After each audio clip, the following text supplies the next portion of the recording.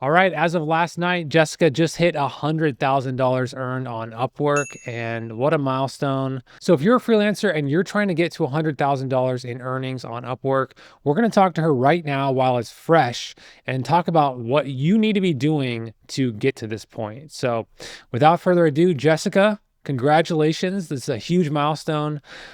How do you feel right now? Feels really good. It feels really good, really validating. I mean, it's been such a journey, and to officially see the 100K on my profile, even just seeing the email from Upwork congratulating me is just so cool. It's so validating, and I just feel really, really proud. I mean, these milestones you really have to celebrate, and so it's really cool.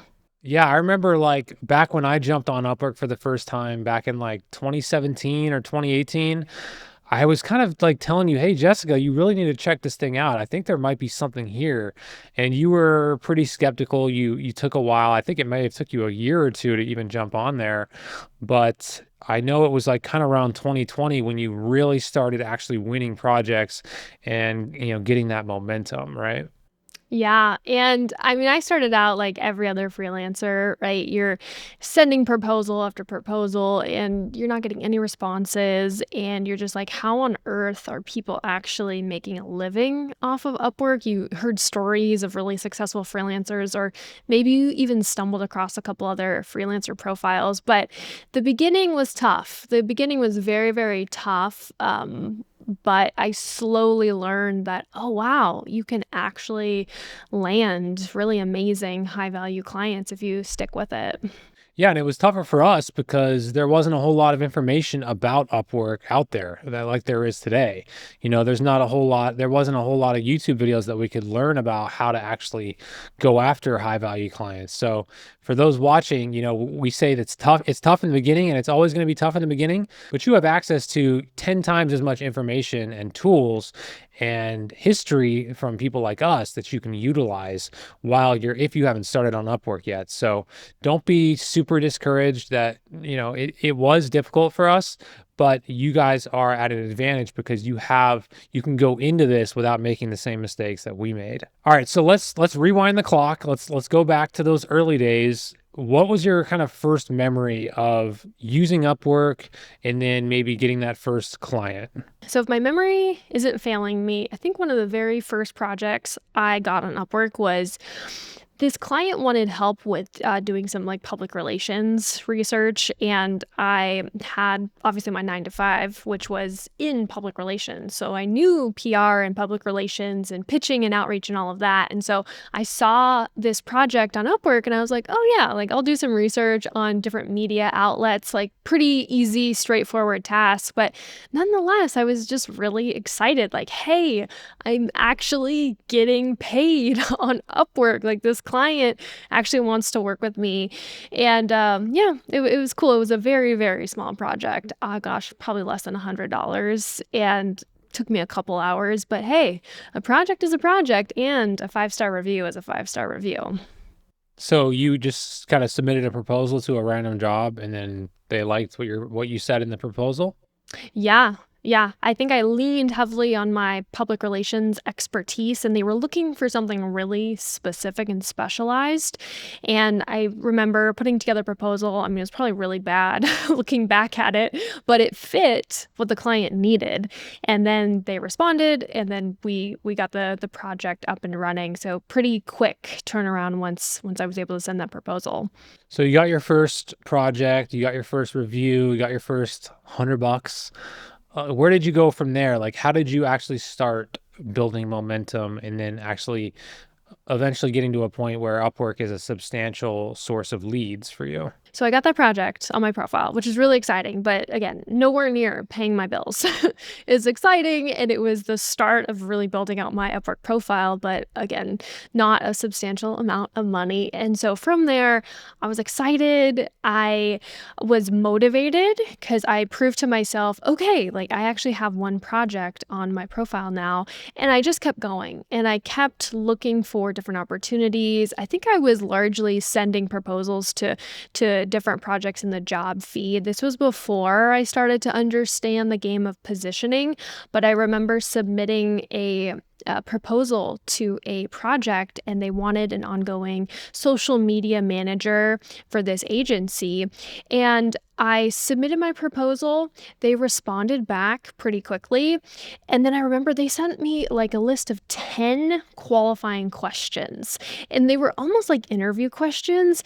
And I was a little skeptical. I was like, oof, is this a red flag? Is this going to be a nightmare client? But I decided, you know what? I'm just going to respond. I have nothing to lose here. I'm just going to take whatever, 30 minutes to an hour, respond, shoot my shot, and then, we'll see if anything comes from it. And then they responded back. We set up a call, and then they sent the offer, and then I was well on my way. And that client right there, I'm still grateful for them, because that client right there, I was able to increase my earnings. And so I can't remember the exact timeline, but because of them and they were paying me a monthly retainer, I was able to hit top rated within a pretty short amount of time. And that's when my profile really got highly ranked, and I was getting leads coming in really frequently. So was this like an agency client, or what was the actual client itself? Was it a small business? Was it a solopreneur? What was it? So this client was a marketing agency, and they didn't have a need for a full-time social media position. They really just needed a reliable contractor. They had a few social media accounts, and they were just looking for some contract support on a consistent basis. And I think they actually wanted me to do hourly. And at the time, I was like, no problem, I'll do hourly. Like, they seemed like a good client. And again, they paid me well on a monthly basis. So I do remember having to log my time through the hourly section of Upwork. And I don't know if anyone else remembers this. I don't know if they still do this, but Upwork would randomly take screenshots of your computer just to prove that you were actually doing the work. And so Upwork would take random screenshots at any given time, which is interesting. But hey, this was a client that got me to that top rated status, and they were a good client. And so I was grateful for them. Okay, so as you look back on your journey going from $0 earned to $100,000 earned, what are those like key moments where you kind of made leaps in your progress and you started to feel like you were kind of figuring this platform out? So there were two moments specifically that kind of changed the game for me. So the first one was when I got the top rated plus badge. That's kind of when everything shifted, and it seemed like almost overnight I was getting flooded with new leads, and I was able to pick and choose projects, which was just a really, really cool experience, because that was one of the motivators behind leaving my 9 to 5 is I don't want to be stuck working on projects or working with high maintenance clients where I wasn't challenged or I wasn't interested in the actual work. So this was so life-changing for me. At that point, I could pick and choose, oh, I actually really like that client. Oh, I think that client is a low-value client. I'm spotting some red flags. I could actually have a preference for the types of clients that came my way. So that was really, really cool and gave me a lot of confidence as a freelancer that people want to work with me, and I can decide who I actually want to work with moving forward. Because if you think about it and you think about the structure of your roster, if you save your roster for the highest value clients, you can make more, you can have way more time freedom, you're not going to be constantly stressed out. So if you have, let's say, 5 amazing, high-paying, high-value clients, you're going to be able to make more money, get to that $100,000 mark much faster, and your mental and your peace of mind, that's the way that you want to play this game versus having, 10 low-value clients. You're going to go insane, you're going to be stressed, you're going to be burnt out, and eventually you're going to want to quit. So I decided to make that shift when I had all of these inbound leads coming in my way. And then the second pivotal moment, which was a couple years ago, is I applied to the expert vetted program, or I think they sent me an email to apply. And that was an amazing experience. And I still really couldn't believe I got that opportunity. But, here we are 2 years later, I'm expert vetted. So that was a really cool pivotal point because I use that as a credibility indicator for any client that I bring on. Like, even if a client finds me on LinkedIn, they find me on my social media, even if they're a referral, I use that as credibility. I'm expert vetted. I'm in the top 1% of all freelancers. So those two moments were pivotal moments for me on Upwork. And so what about like when you're going from 0 to 1,000 and 1,000 to 10,000 and 10,000 to 100,000? What are the kind of key shifts that you made in each of those? So from 0 to 1,000, I specifically remember feeling like I'm just testing this out. I don't know if this is actually going to be viable. I don't know if this is actually going to work. And I still had my 9 to 5 as I went from 0 to $1,000 on Upwork. And I just remember my confidence was kind of shaky. I was still on the fence. I was like, I don't really know if I can support myself with freelancing. It's exciting. I'm interested in it. I'm willing to hustle and grind and work really hard, but I don't yet know if this is a viable business model for me. So a lot of it was proving to myself I can actually make this work. So then from 1,000 to 10,000, that's when it got really fun and exciting, and I started to really understand the value of positioning myself as an expert. I started experimenting with different specialties depending on what the market wants right now. Where is the most saturation? How can I differentiate myself? I started thinking smarter in terms of my time, efficiency, what clients actually want to take on, which clients I don't want to take on. So I got a little bit more strategic from the 1K to 10K. So then from 10K to 100K, I'm locked in. I am locked in. I have my eye on the prize. In Upwork specifically, I was so ruthless with the types of clients I would take on and the types of clients I would not take on. Like, I would say it's almost more important to turn down clients than taking on new clients on Upwork, if that makes sense. Because if you take on a wrong client, there's a risk. There's definitely a risk. And unfortunately, Upwork has taken away that get out of jail free card that if something goes wrong, which I'm still mourning the loss of that feature. But when I was thinking about getting closer to that 100K, I was just very, very selective. Now, something I want to note is Upwork is just one piece of my revenue pie. It's supplemental income because I have clients coming to me through LinkedIn, through social media, through word of mouth, referrals. So Upwork is just one piece of that. And that's what you have to be as a business owner. You have to be smart in terms of your lead generation and how many clients you're bringing in. But for Upwork specifically, I said no. I said no to a lot of projects, to a lot of really, really cool clients, cool projects where there was just an ounce of doubt here, maybe a beige flag or an orange flag there. I was really, really careful in the types of clients I actually took on through Upwork. And I think that's what helped me get to 100K, 100% job success score, and then expert vetted.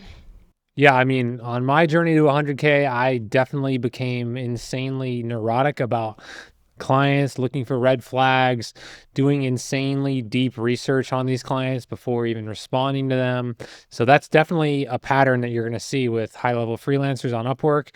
We are extremely picky with the clients because I mean, anyone can reach out to you, right? Anyone can reach out to you, anyone can DM you, anyone can say anything about their company. But if you don't do your due diligence on these people, then you can get locked in with a nightmare client, which is the worst case scenario. And I had a couple situations where I did get locked in with some sketchy clients, and so I'm sure you had a couple situations like that. So, are there any stories you can tell us about close calls you had or like weird Upwork situations that you had to get through? So one particular client or potential client comes to mind. So a client had reached out to me, was it a couple years ago? And they needed support. They needed a fractional marketing consultant. So fractional just means contractor or part-time. And it seemed like a really, really cool project. It was in the health and wellness space. It was about expanding their brand to different markets. Like, it seemed really cool, really interesting and challenging. However, there was a bit of a language barrier with me and the client. And so I remember we jumped on on a couple calls and just basic things like communication. Like, what are you going to be in charge of? When is this going to be due? Like basic stuff. There was a little bit of a barrier. So I was like, this is going to be a nightmare client to work with. And also the stakes were pretty high. They had pretty high expectations for number of sales and all of that, which nothing wrong with that, especially if you're in sales or marketing, but just make sure you can actually deliver, right? So I remember I was on a call with them on Upwork, and the client said, "Hey, can I have your email address? I want to email you something." And I freaked out because I know Upwork's listening to those call recordings, and I just didn't want Upwork to get confused at all that I'm like, nothing's happening here. We are just talking. This is on the client. And because I didn't want to get banned or have Upwork think that I was trying to get their contact information. So my heart was racing. And I remember just saying, according to Upwork's terms of service, we cannot share contact information until a contract has started. Like, I felt like a robot. I'm just like reading the terms of service, and I'm just praying to God that Upwork sees my side of this conversation, that it's not my fault.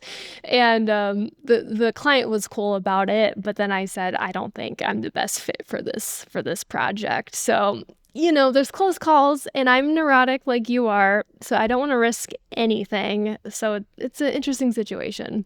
Yeah, I mean, we got to be neurotic about getting stuck with nightmare clients, but we also have to be neurotic about Upwork's terms of service, and they're pretty hardcore about enforcing those. And you know that they're using AI to probably scan every single message everyone sends anyone. So you really do have to be neurotic about making sure that Upwork doesn't think that you're breaking their rules. And it can be easy to make a mistake when the client is doing it and the client is unaware of the rules.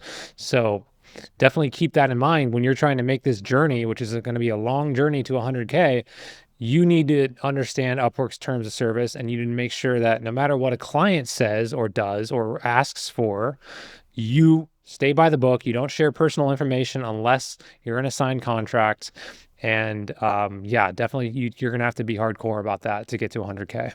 So the way I have designed my services is I prefer to work with clients on a monthly retainer. That's good for me and my revenue, but also good for the partnership and showing results month over month. Because like if you launch a marketing campaign, you're not going to see the success of all of your incredible work until a few months, if not 6 months down the line, typically. So I prefer working with clients on a long-term basis. We're talking years and years at a time, and I really think that helped me get to 100K because I solely sought out monthly retainer clients or ongoing retainer clients. And that's just my personal preference, right? I'd rather have a roster of, 5 to 7 high paying monthly retainer clients that I can consistently work with. That to me is not only financially a lot more rewarding, but just in terms of the relationship, it's so fulfilling when you can work with a client for years and years at a time. I mean, one of my very first clients, I think I had them on my roster for 4 years. And that is just so rewarding. It makes freelancing so worth it to be a true partner, a true extension of their team. So I highly recommend finding ways to actually work with clients on a continual basis, which I know is very different than how you structure your services. Well, I mean, I don't offer monthly ongoing services, but I have a lot of clients who hire me, year after year for individual projects. So I think that is a key to getting to 100K is having repeat clients. It sounds obvious, but I think a lot of freelancers get caught up in like the numbers game. Like, yes, you always want to be bringing in new clients into your system, but you need to be retaining a certain percentage of your clients if you want your income to grow at a fairly fast pace. And, it's always easier to retain a client than it is to go out and get a brand new one who's never interacted with you before. You're still strangers. So retention needs to be at the top of your mind if you want to get to 100K. And Jessica is a perfect example of that. She got to 100K with what, less than 10 client projects on Upwork? I mean, that is kind of crazy to think about, right? The average lifetime value of her clients is very, very high. So she doesn't have to go out and get new clients all the time. All she has to do is focus on rejecting 80% of clients that are low value and just focusing on waiting for the right opportunity to come along, the right partnership that could be a $50,000 partnership. Client retention is one of my favorite topics to talk about. I know I create a lot of content on a tactical level in our school community, but like the thought of client retention, that's such an interesting challenge to me. Like, how can I continue to show up and bring my A game month over month for this year-long partnership? How do I figure out how my client works? How can I crack the code? What do they care about? Do they care about metrics? Do they care about me being really responsive? Do they care about new opportunities that I'm bringing to the table? Like, figuring out my clients is such a fun challenge for me. I would much rather figure out the game of client retention than constantly going out there and finding new clients. Like, that's not as appealing. Obviously, I have to, as a business owner, as a responsible business owner, I have to be adding more irons to the fire if I want my business to grow. But when it comes down to my preference, my skill set, client retention is just where I like to spend my time. I mean, I have a good story on Upwork. I was working with this client for about 2 to 3 years, a lovely, lovely, very respectful, amazing client. And they actually found me, I think, on LinkedIn.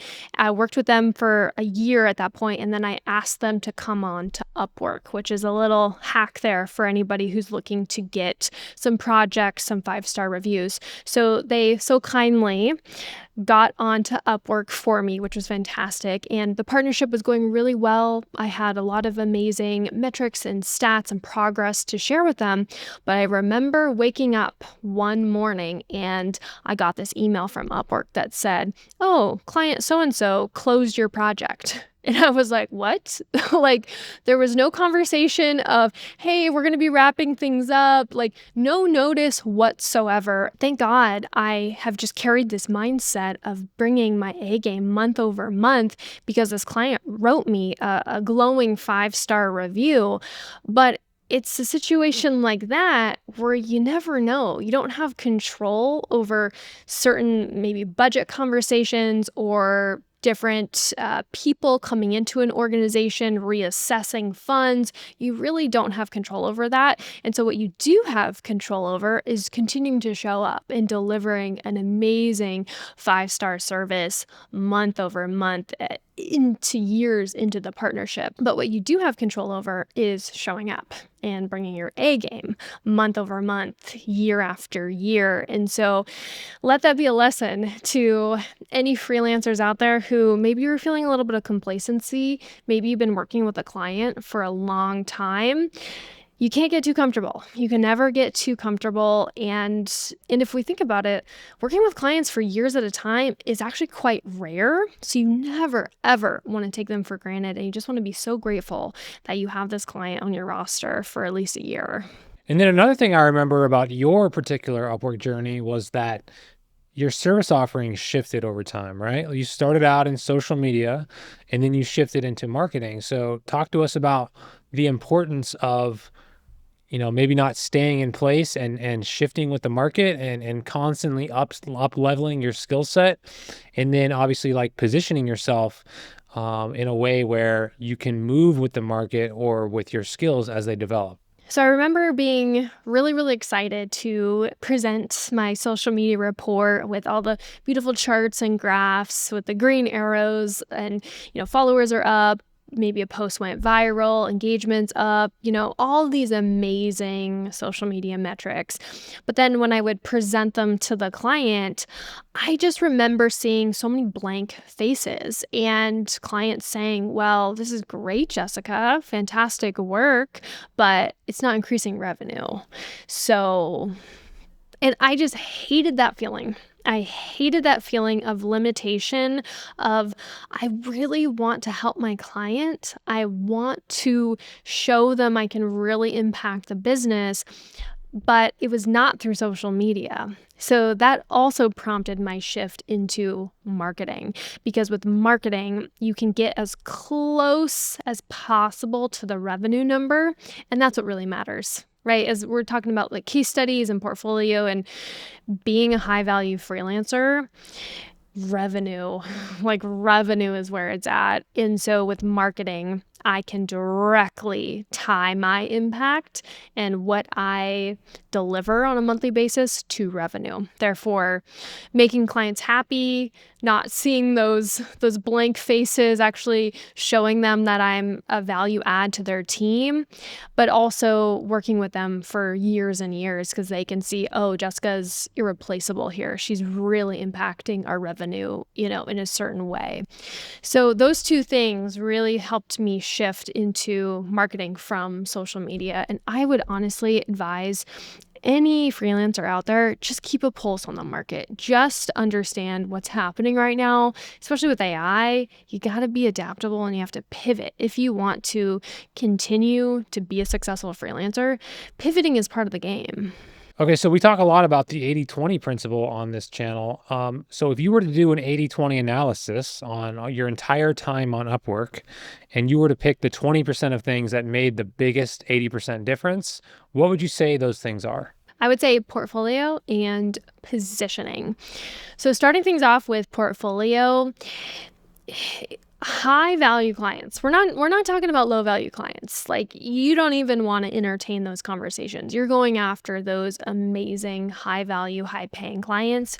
They're not even going to entertain a conversation with you unless you have proof. And your portfolio is proof. It just boggles my mind how many freelancers don't actually have good case studies. They don't have good portfolios. It's like, how are you going to land those amazing high value clients if you don't have proof? And I understand there's NDAs. Some clients are a little weird about that, but you don't have to say the exact client name. You could just say the industry or whatever. There's ways around that. I know in my contractor agreement that I share with clients, I have a clause in there that says once this work is made public, I can add it to my portfolio. And yeah, I've had some clients push back on that, like they need written permission or whatever. That's fine, but I need to have an amazing portfolio with case studies. That's literally how you're going to get those high value clients. And I know I talk a lot about this in our school community, but when you are developing case studies, start with the end in mind. Like literally on the onboarding call, I'm thinking about, what could this case study look like? How could I increase the revenue? Could I increase the revenue by 20%? Could I increase it by 50%? What is that sexy stat, that sexy before and after case study that I can put on my portfolio? I am thinking about that from day one, and that shifts my behavior so that day one, I'm documenting as many things as I possibly can because I want to document before I came on board, during, what's my process, what am I actually doing, and then after. So that when you're thinking about the case study and end in mind, you're going to be so much more detail oriented throughout the entire process because this will prompt you to start having intentional conversations. So at your client meetings, you can start asking, hey, how's the business doing? Are sales up? Are they down? If so, why? And you can start to gather that intel and that insight. So having really solid case studies is how you're going to land those high value clients. They're not even going to entertain a conversation with you if you don't have proof. So that's one piece of advice I have. So the next thing is positioning. Now, positioning sounds kind of arbitrary, but it has been the reason why Tyler and I have had so much success on Upwork is because we've positioned ourselves as experts, as top tier premium freelancers. So that right there is such a differentiator because a lot of freelancers on Upwork, don't position themselves.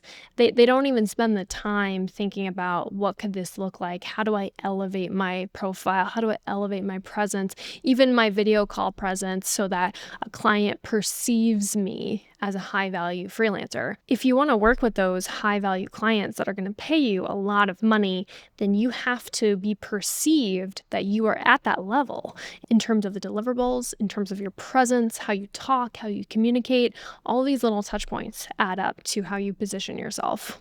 Yeah, it's amazing when you hear all these people that are complaining about their inability to win high value clients, and then you get on a video call with them, and their Bluetooth headphones aren't working, the audio is terrible, their webcam looks like crap. Like, how can you expect high value clients to take you seriously when you're not even willing to put in the small amount of effort that it takes to dial up your perceived value to give them a better experience just having a video call with you? So that's one thing that always blows my mind when people are like complaining about their inability to position themselves properly, is like they don't even see the disparity or the incongruity between what they want to be charging and how they're allowing themselves to be perceived. And so for all the freelancers out there who might be struggling, I would start with, how are you perceived? How are you allowing them to perceive you? And how can you elevate every single aspect of how you come across? It's a different mindset. It's a completely different mindset from being a low value freelancer versus a high value freelancer. I hate this connotation that comes with freelancing. When people hear the term freelancer, they think of someone who's just getting by. Maybe they're going through a career break. Maybe they're just holding out for the next 9 to 5 job. So that's one bucket of freelancers.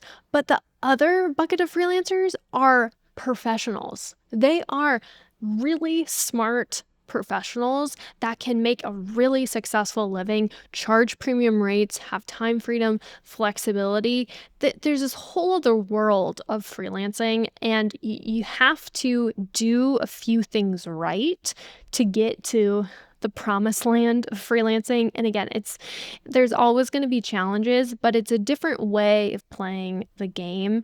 And so when you think about your perceived value, bringing on those exceptional high value, high paying clients, you have to analyze every single touch point, because all of these touch points add up to you being the professional and worth the premium rate that you're charging, and justifying you being with them for years and years at a time. And so I don't think a lot of freelancers really take the time to analyze all these different touch points. Yeah, a lot of people think, oh, well, I'm good at what I do. Why can't I just make all the money that I want to make? Well, because there's a million other things you have to get right. Your perceived value is not only in your portfolio, but it's how you come across. It's how effective of a communicator you are. How confident are you? And how well do they think that they're going to be able to work with you if they do hire you? So it's not just about having an amazing portfolio. That's a critical piece, but you have to come across as someone who they want to work with and who they can trust to bring everything together into a beautiful client experience. Exactly. Because when I think back to first starting out freelancing, my rates were lower. My rates were much lower, which was okay, right? I was able to justify my rates and showcase my worth in different creative ways. But the second you want to up level to this other side of freelancing, that's when it really, really matters. And you have to be able to confidently communicate. And I do a lot of hiring. So I'm able to pick up on tone, on how someone carries themselves, how they communicate, what they're saying, why are they saying certain things, because all of that paints a picture of, is this a risky person to bring onto the team? Do I trust them? Because how you do one thing is how you do everything. And so some might think, oh, like that's too much. Why are you analyzing every single aspect? Because I'm evaluating the risk. Is this person going to perform well? Is it going to look bad on me if I bring them onto the team? Well, congratulations, Jessica. It's a huge milestone. It's been cool watching you go from 0 to 100K earned, and I'm sure there's much more 100Ks coming your way. We talked about a lot. We talked about, how Jessica was able to really focus on client retention as that like key pillar of her ability to go from $0 earned to 100K. We talked about perceived value. We talked about not just delivering an amazing service, but as your skills develop, pivoting and positioning yourself in a way that's always putting you in the top 10% of your market. You always want to be going after the top 10% of clients and let 90% of freelancers worry about the rest of the clients, because you know that it's the small percentage of clients that are going to make you the most amount of money, especially on Upwork. So we talk about a lot of this stuff. We talk about how to succeed on Upwork and in freelancing in general from a technical point of view in our school group. So if you're interested in that, check that out. Otherwise, let us know if there's any topics you'd like us to cover in the world of freelancing, and we'll see you in the next one. Happy freelancing.